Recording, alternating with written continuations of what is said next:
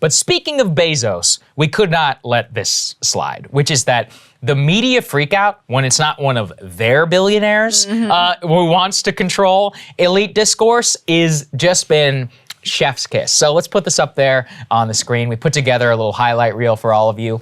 Here's from the Los Angeles Times, which, by the way, is owned also by a billionaire, a biotech billionaire. Elon Musk's paradoxical vision of running Twitter. Less democracy, more freedom. Did they say the same whenever a billionaire bought their paper? No, that's exactly right. Let's go to the next one. This is from The Guardian. To be fair, The Guardian is not a billionaire owned and controlled. They just have a cringe ideology.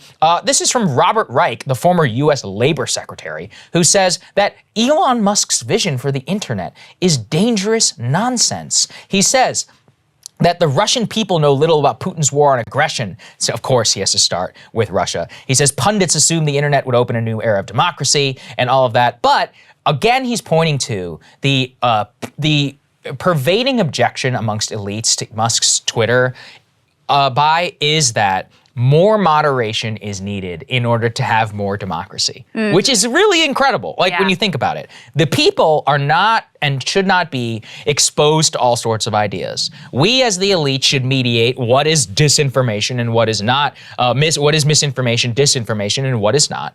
And then we use those definitions in order to control the public discourse on these tech companies in order to control overall public opinion. That is the opposite of democracy.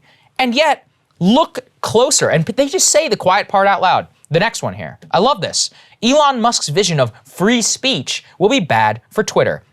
Now he says, this is by Ellen Pao, the former CEO of Reddit, famously, who had to get run out of in the Bezos company, post here. Exactly, which is published straight out of the Bezos, Amazon, Washington Post, and points to how the need for more moderation and more content controls are necessary for a free country. And she tries to cast it as bad for the business. And here's one of the best things about Elon's extraordinary wealth. By my count, he's worth $257 billion. It doesn't matter. He doesn't care about the money. So when you don't care about the money, and yeah, people are like, oh, this might be bad for the advertisers. He doesn't care. He just wants people to be able to use it and not be censored whenever they're speaking. And look, whether that would bear out under his leadership, I have no idea. We obviously need to see that. But I'm willing to suspect that it's going to be better than what it currently is. And, another Bezos Washington Post columnist, put this one up there, Max Boot, quote, I am frightened by the impact on society and politics if Elon Musk acquires Twitter. He seems to believe that on social media, anything goes. For democracy to survive, we need more content moderation, not less. This is why I hate. They define democracy only in terms of things that I like and not things that other people like. Well, Max Boot's one is my favorite because, he just puts it out there. Yeah. Democracy equals content moderation. Yes. Just like, I thought our democracy had a whole free speech thing to it. Yeah. Like that was kind of core to what Common we were, sense the whole project right. we were supposed to be committed to here. And of course, speech has limits that we've long recognized, right? It's not absolutely anything goes, but we have started to hem in what is allowed. And then when you do that, ultimately what you're doing is handing more control over to the billionaire class, over to the people who own these platforms and the people who influence the billionaires who own these platforms.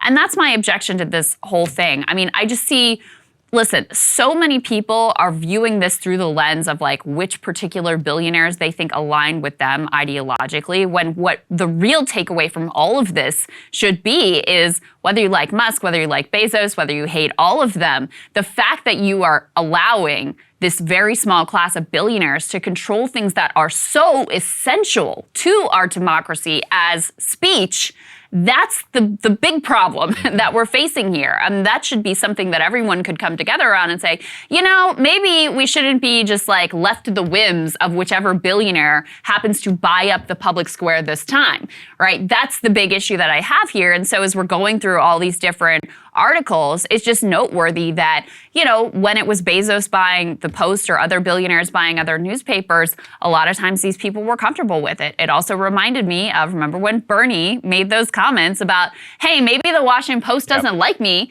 because it's owned by Jeff Bezos and I want to raise his taxes. And there was a total meltdown. There was outrage. The liberal commentariat was up in arms. How could you say that about the Washington Post, and how dare you, sir?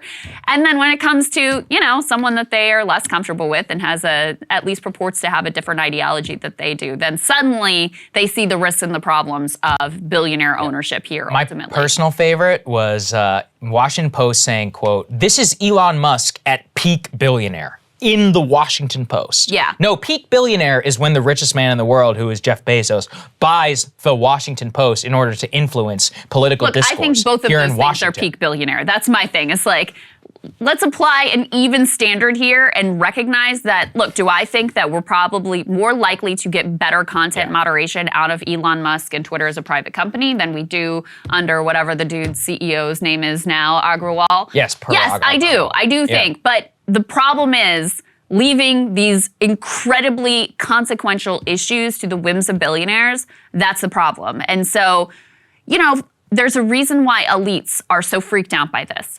Because I think what all of this has reminded us and revealed once again is how important Twitter is to elite discourse. Yep. And so this is a real battleground for them where they want their ideology to be enforced by the leadership of Twitter versus having it be, truly open and people allowed to say some things that you don't like. And by the way, if your goal is to, keep Donald Trump out of office again, I don't think by censoring him, ultimately you've done yourselves any favors. Cable news is ripping us apart, dividing the country, making it impossible to function as a society, and making it impossible to know just what is true and what is false.